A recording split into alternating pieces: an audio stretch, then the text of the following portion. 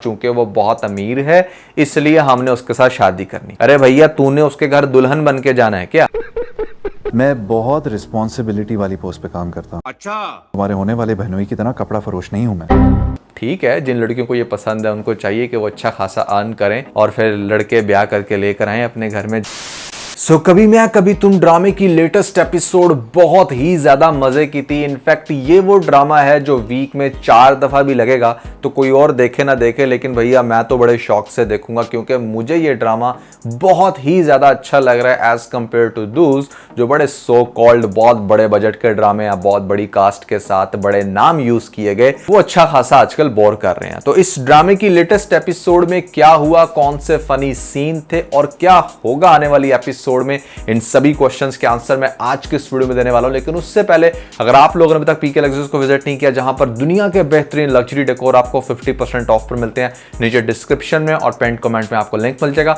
अभी जाएं, अपनी मर्जी का डेकोर खरीदने के बाद हमें अपना फीडबैक देना मत भूलिएगा। PK Luxus. We don't sell crap. आपने बहुत सारी गोल्ड डिगर लड़कियां तो देखी होंगी, ऐसी बहुत सारी वीडियोस आपकी नजर से गुजरी होंगी जहां पर लड़की किसी लड़के की गाड़ी देखकर या फिर दौलत देखकर उसके पास जाती है और उसके साथ अपनी एडजस्टमेंट बनाती है। मतलब एक लड़की के केस में तो इट मेक मोर सेंस कि उसने शादी करके लड़के के पास ही जाना होता है। दैट्स वाई लड़कियां थोड़ी चूजी होती हैं कुछ के, मतलब हमारा लाइफस्टाइल बेहतर हो जाए, हमें लग्जरी लाइफ मिले, इसीलिए वो उन लड़कों को चूज कर लेती हैं जिनके पास पैसा है।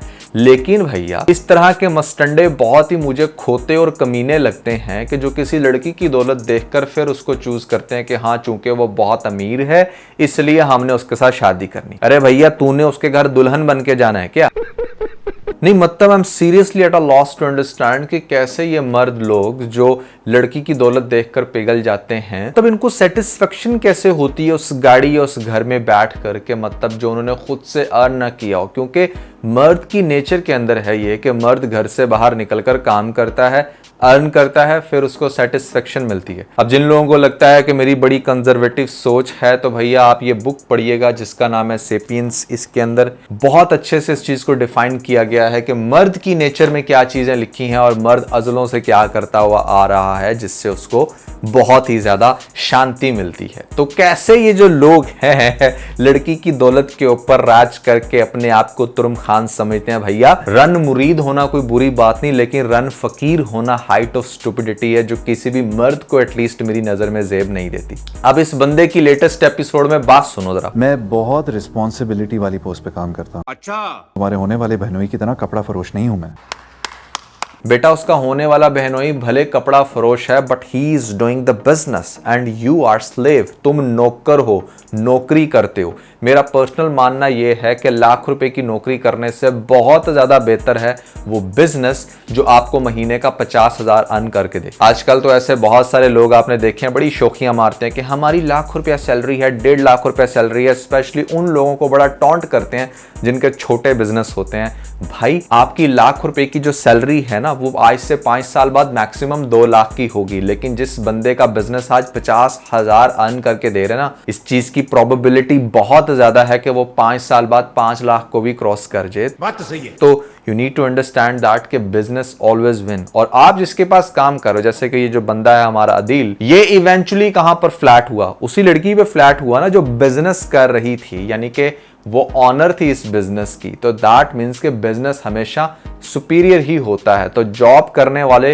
जो अपने आप को बड़े 30 मार खान समझते हैं थोड़ी सी ज्यादा सैलरी लेकर, बेटा आप लोगों का ये बड़ा लिमिटेड टाइम होता है। अगर सीख कर आगे बढ़ के अपना बिजनेस करोगे तो फिर तो ठीक है, लेकिन जॉब की बेस पर अगर आप अपनी लाइफ को लग्जरी बना रहे हो तो आपसे बड़ा चू कोई नहीं है। Now moving forward let's discuss the other aspect of this drama, जहां पर दिखाया जाता है कि एक इंसान जो उस लड़की को चूज कर रहा है जो बड़ा रिच है, जिन लोगों को ऐसा लगता है कि बहुत ज्यादा दौलत और ऐसे में क्लासी लुक जो है वो उनको रिच बना देती है, नहीं, रिच आपको हमेशा आपका माइंडसेट बनाता है। मैंने बहुत सारे ऐसे लोग देखे हैं जिनके पास दौलत तो बहुत ज्यादा होती है, मतलब वो बहुत बड़े बंगले में भी बैठे होते हैं, गाड़ियां भी होती हैं, बट वो लोग जहनी तौर पे गरीब होते हैं। I was encountered with a customer जो यहाँ पर 2 कनाल की कोठी की ऑनर थी and she was literally trying to negotiate with me for only 2,000 rupees. तो जो ज़हनी गरीब है ना उसका कुछ भी नहीं हो सकता। खैर ये डिस्कशन बड़ी लंबी चली जाएगी। Let's discuss. जहां पर फहद मुस्तफ़ा की जो एक्टिंग है दैट इज फिनोमिनल। मतलब ऐसा लग ही नहीं रहा कि ये वो बंदा जो ऑन एंड ऑफ ड्रामाज या मूवीज के अंदर आता है जो बहुत ज़्यादा एक्टिव नहीं है। Actually he is a director और इन्वेस्टर है, बेसिकली उसकी अपनी प्रोडक्शन कंपनी है, बट वो इतना ज़्यादा एक्टिवली ड्रामाज या फिल्म्स के अंदर काम तो नहीं कर रहा ना, बट फिर भी हमारे बहुत सारे एक्टिव एक्टर्स से अच्छा परफॉर्म कर रहा है। तो thumbs up to Fahad Mustafa, कमाल का काम कर रहे हो, बहुत ही अच्छी एक्टिंग कर रहे हो और लिटरली इसको देखने का, इसके जो सीन्स आते हैं उनको बहुत ही ज़्यादा मैं इंजॉय करता हूँ। मतलब काफ़ी रिफ्रेशिंग होते हैं और काफ़ी माइंड डाइवर्जन के लिए काम आते हैं। Hania Aamir on the other hand काफ़ी ज़्यादा अच्छी एक्टिंग कर रही है। स्पेशली इनका वो जो सीन था जहाँ पर शी जस्ट शॉक्ड के उसका जो हस्बैंड है, होने वाला हस्बैंड माजर से जो अदील है, शादी नहीं करना चाहता, तो उसको जैसे घर आते हुए दिखाया जाता है, उसकी जो बॉडी लैंग्वेज थी, उसके जो फेस एक्सप्रेशंस थे, दे आर ऑल सुपर्ब। आप लोग कहोगे कि आजकल मैं बड़ा स्किन्स को डिस्कस कर रहा हूँ तो इसकी क्यों नहीं, तो भैया यहाँ पर नो डाउट हानिया की लुक भी काफ़ी रफ दिख रही थी। जहां पर मेकअप नहीं किया होता वहां पर इनकी नेचुरल ब्यूटी पता नहीं कहीं खोई गई है। आप इस सीन में थोड़ा सा गौर करें कि हानिया काफ़ी ज़्यादा एज लग रही हैं और बहुत ही रफ लुक दिख रही थी इनकी। नो डाउट सीन वैसा था, बट फिर भी दिस शोज के ये एक्ट्रेस अपनी स्किन की बिल्कुल भी परवाह नहीं कर रही, जबकि अकॉर्डिंग टू मी 40 ईयर्स तक आपकी स्किन के ऊपर ऐसा कोई खास बहुत ज़्यादा फर्क नहीं आना चाहिए। Being 27 this was totally rough. लेकिन अगर मैं आप लोगों से पूछूं कि यहाँ पर अदील जिस लड़की के साथ शादी करने लग रहा है, क्या वो ज़्यादा खूबसूरत है या फिर ऐसे में शर्जीना, तो I will always choose Sharjeena. मतलब शी लुक्स मोर अट्रैक्टिव।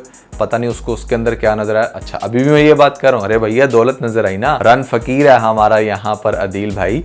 तो लेट्स सी, बड़ा मजा आएगा इसका आगे से एंड देख करके किस तरह से वो फिर इसको नचाती है, क्योंकि जिसकी दौलत की बेस के ऊपर आपने शादी तो कर ली लेकिन बाद में आप फिर सारी ज़िंदगी उसके गुलाम हो। मर्द की जो आप कहते हो ना कि बड़ी मर्द डोमिनेंट सोसाइटी है, वो इसलिए क्योंकि बंदे काम कर रहे हैं, ऑब्वियसली पैसे की पावर होती है, और वहाँ पर फिर जब लड़कियाँ जाती हैं उनके साथ शादी करके तो वो फिर मर्द डोमिनेट ही होता है कि हाँ I am the one who is earning. Female कमाएगी तो डेफिनेटली फीमेल की डोमिनेंस आएगी बहुत ज़्यादा। और ठीक है, जिन लड़कियों को ये पसंद है उनको चाहिए कि वो अच्छा खासा अर्न करें और फिर लड़के ब्याह करके लेकर आएँ अपने घर में, जो करेगी इस ड्रामे के अंदर हमारी ये जो इसकी बॉस है। OST बहुत मज़े का लग रहा था, बहुत अच्छे से सिंक कर रहा था इस ड्रामे के सीन्स के साथ, तो मैंने पर्सनली काफ़ी इन्जॉय किया। नेक्स्ट एपिसोड बड़ी थ्रिलिंग होगी जहाँ पर फाइनली हमारा जो मुस्तफ़ा है वो फट पड़ेगा घर में सबके सामने आकर के, भाई जो है ऐसे में शादी से इनकार कर चुके हैं, आप किस चीज़ की तैयारियां करने लग रहे हो। और ये चीज़ डेफिनेटली सबको बहुत बुरे तरीके से हिला देगी। वो अपने भाई से कहेगा कि आप बताते क्यों नहीं सबको कि आपने शादी से इनकार कर दिया। और फिर उसके बाद बाप पूछेगा, माँ पूछेगी, तो वो कहेगा कि भाई मुझे बहुत अच्छी एक अपॉर्चुनिटी मिल रही है, I want to get married with my boss, बड़ा घर होगा, बंगला होगा, यहाँ से शिफ्ट कर जाएंगे, दिस एंड दैट। तो बाप बिल्कुल नहीं मानेगा। बाप कहेगा ऐसा नहीं हो सकता। इनफैक्ट वो तो बहुत बड़ा महाज खोल देगा कि यू नीड टू चूज़ कि तुम्हें अपनी फैमिली चाहिए, हमारी खुशी चाहिए शर्जीना के साथ, या फिर तुमने उस लाइफस्टाइल में जाना है, अब तुम चूज़ करो। और डेफिनेटली यहाँ पर चूंकि अदील बीइंग वेरी सेल्फिश, तो वो उस लड़की को ही चूज़ करेगा जो कि इवेंचुअली ड्रामे के अंदर एक अच्छा खासा थ्रिल ऐड खो जाएगा। अब सोचने वाली बात यह है कि शर्जीना का क्या होगा। देखो शर्जीना की जो obviously at the time of mehndi या जो भी मायूं चल रहा है ये बात एक्सपोज तो होगी, बट लेटर ऑन होगा ये कि शायद शर्जीना जिस तरह से देख रही है कि उसका जो भाई है वो बड़ा अच्छा एंटरटेनिंग भी है, बड़ा ख्याल भी रखता है, उसने मुझे सपोर्ट भी दी, एक मॉरल सपोर्ट होती है ना सबसे पहले, तो वो उसको डायरेक्टली ये कह देगी कि क्या तुम मुझसे शादी करोगे। और डेफिनेटली वो इस चीज़ को एक्सेप्ट करेगा और घर आकर मुस्तफ़ा ये पाप को कह देगा कि पापा अगर एक बेटे ने आपकी लाज नहीं रखी तो मैं रख सकता हूँ, मुझे शर्जीना पसंद है, मेरी शादी करवा दो। जो कि डेफिनेटली माँ बड़ा आगे से इनकार करेगी, कहेगी नहीं ये वो, लेकिन फिर आपको फाइनली ये होते हुए दिखाया जाएगा जो कि ड्रामे के अंदर एक अच्छा खासा इंटरेस्ट डेवलप करवा देगी चीज़।